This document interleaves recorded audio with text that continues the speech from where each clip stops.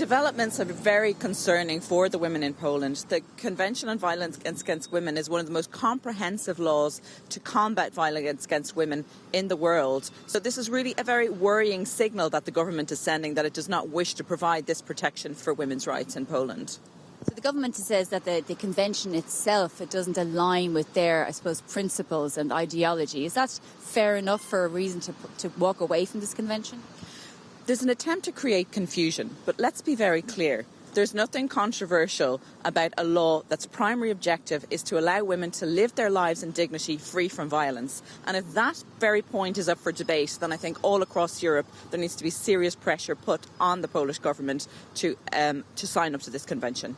Of course, this happens just days after the EU budget was agreed, where billions and billions of euros will go to countries like Poland and governments like Poland. Do you think this is quite a cynical move by the government?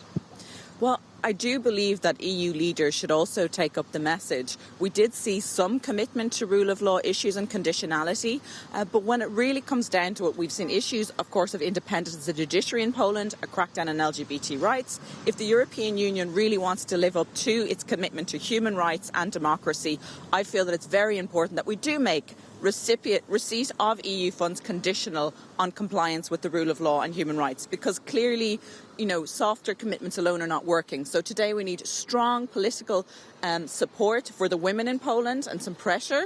And we also need to see that conditionality included in the rule of law. We need to get serious about human rights in Europe.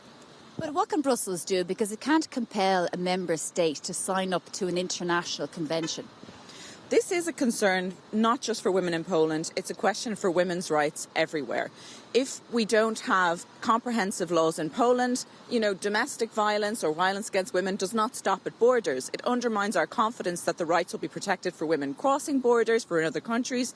And the European Union, as you'd mentioned earlier, it fundamentally undermines to have a strong common approach and, for heaven's sake, to fundamentally agree that violence against women is unacceptable and that women must be free to live in dignity.